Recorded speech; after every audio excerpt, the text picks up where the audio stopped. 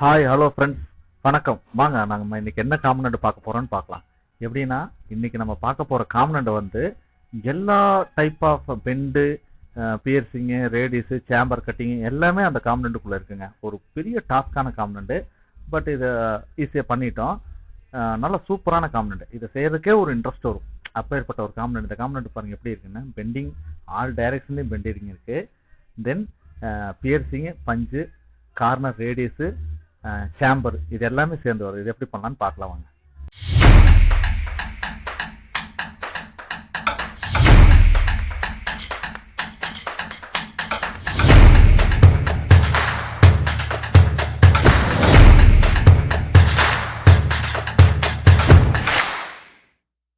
இந்த காம்பனண்ட்டுக்கு தேவையான சீட்டை வந்து எடுத்துக்கிட்டேங்க. இது அதிகப்படியான காம்பனண்ட்டுங்கிறதால ஸ்டிப்பரை கட் பண்ணி எடுத்துட்டு வந்துட்டோம். இது வந்து ஆக்சுவலாக ஸ்டிப்பரை கட் பண்ணி பிளாங்கிங் அடித்து, பியர்சிங் அடித்து, பெண்டிங் ரெண்டும் ஒரே காம்பனண்ட்டில் வந்துடும்.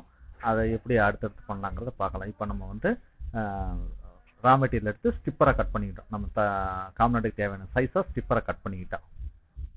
நம்ம ப்ரொடக்ஷனை ஸ்டார்ட் பண்ணிட்டேங்க. பாருங்கள், ப்ரொடக்ஷன் போயிட்டுருக்கு. இது அவுட்ரு பிளாங்கிங் தனியாக அடித்து, பியர்சிங் தென் பெண்டிங். இது ஓரளவுக்கு தான் குவான்டிட்டி இருக்குது. நம்ம அடிக்கலாம். இது அடுத்தடுத்த ஆப்ரேஷன் எப்படிங்கிறத பார்க்கலாம். இது எப்படின்னா, ஒரு பெரிய ஜாப், நல்ல ஜாப்பு. பட் இதுக்கு யாராவது இன்வெஸ்டரும் அந்த அளவுக்கு குவான்டிட்டியும் இருந்ததுன்னா, நம்ம இதை சைனாவில் மேக் பண்ணுற மாதிரி ஒரே அடியில் பீஸ் விழுகிற மாதிரி கொண்டு வரலாம். பட் அதுக்கான லாஸ் வேல்யூம் வேணும், இன்வெஸ்டர் வேணும்.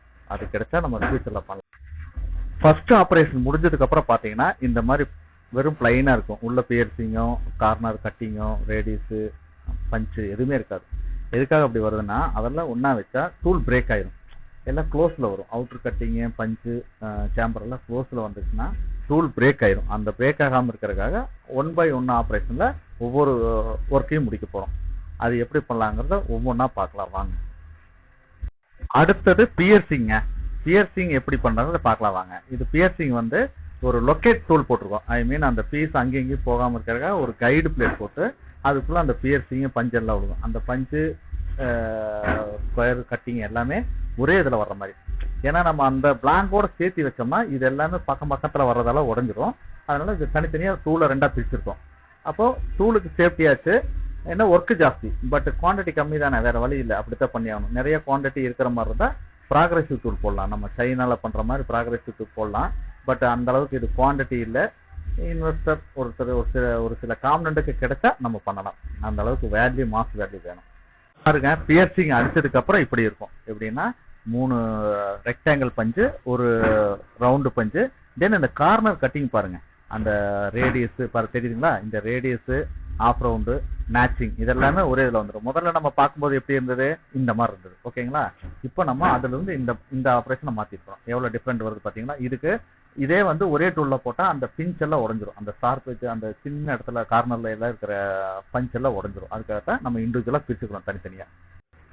அடுத்தது பெண்டிங் காம்பனண்ட்டுங்க. பெண்டிங் ஒரு அமேசிங். எப்படின்னா, 2 கார்னரும் மேலே பெண்ட் ஆகுது, 2 எட்ஜ்லையும். ஃப்ரண்ட் ஏஜில் வந்து ஒரு டிகிரி பெண்டிங், தென் ஃப்ளாட்டு, மொத்தம் 4 பெண்டிங் ஒரே இதில் வரும். அது ஒரு சூப்பரான பெண்டிங்க. இந்த பெண்டிங் எனக்கு ரொம்ப பிடிச்சிருந்தது. ஏன்னா நான் இவ்வளோ நாள் பண்ணதுலாம் வந்து எல்லா பெண்டிங்கும் ஒரே இதில் மிங்கிள் பண்ணுவேன். பட் இது மட்டும் எத்தனை தடவை அடித்தாலும் அந்த டிகிரியோ சைஸோ மாறாமல் ஒரே மாதிரி வருது. அது எனக்கு ரொம்ப பிடிச்சிருந்தது. அது என்ன ஒரு இதுனா, அது வயர் கட் பண்ணதுலேயே வந்து நான் அந்த ஸ்டாப்பருக்கு பதிலாக ஒரே இதில் கொண்டு வந்ததால் மல்டி டைம் நம்ம கழட்டி மாட்டும் போதும் நம்மளுக்கு அந்த அக்யூரசி மாறாமல் ஒரே மாதிரி வந்துடுச்சு. இப்போ டிராயிங் சைஸ் ஆக்சுவலாக 5.6 வேணும்னா 5.6 தான் வருது.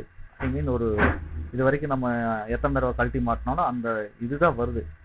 கரெக்டாக அதுக்கு லோடு கொடுத்துட்டிங்கன்னா, 50 பார் லோடு கொடுத்து நம்ம அடிச்சிட்டோம்னா அந்த 5.6னா 5.6 தான் வருது. கரெக்டாக டாலரன்ஸ்குள்ளே கரெக்ட் ஆயிடுது. அது எனக்கு ரொம்ப ரொம்ப அமேசிங்காக இருக்குது. எனக்கு ரொம்ப பிடிச்சிருக்கு இந்த பெண்டிங் அடிக்கிறதுல. இன்ட்ரெஸ்ட் எடுத்து ஒரு வேலை செய்யறது இந்த காம்பனண்ட் எனக்கு ரொம்ப இன்ட்ரெஸ்டாக இருக்குது. முடிச்சதுக்கப்புறம் பார்த்தீங்கன்னா எப்படி இருக்குன்னு காட்டுறேன் பாருங்கள். இது ஆக்சுவலாக ஃபினிஷ் ஆயிடுச்சு ஒர்க்கு. பாருங்கள் எப்படி இருக்குன்னு. இதான் இப்படி தான் இருக்கும். ஓகேங்களா? பாருங்கள், எத்தனை தடவை நான் மாட்டி இந்த டூலை நான் அசம்பிள் பண்ணி அடித்தா கூட இந்த சைஸ் மாறாமல் ஒரே மாதிரி வருது. இது ஒரு இன்ட்ரெஸ்டான ஒர்க்கு. அதனாலேயே எனக்கு ஒர்க் ரொம்ப பிடிச்சிருக்கு. சூப்பராக வந்திருக்குங்க. தயவு செஞ்சு பார்க்குற எல்லாருமே சப்ஸ்கிரைப் பண்ணுங்கம்மா தயவு செஞ்சு. ஏன்னா எனக்கு ரொம்ப சப்ஸ்கிரைபர் கம்மியாக இருக்காங்க. வியூவர்ஸ் ஜாஸ்தி போகுது, சப்ஸ்கிரைபர் ரொம்ப கம்மியாக இருக்காங்க. இந்த ஜாப் முடிஞ்சதுங்க, இந்த ஜாப்போட ஒர்க் முடிஞ்சது.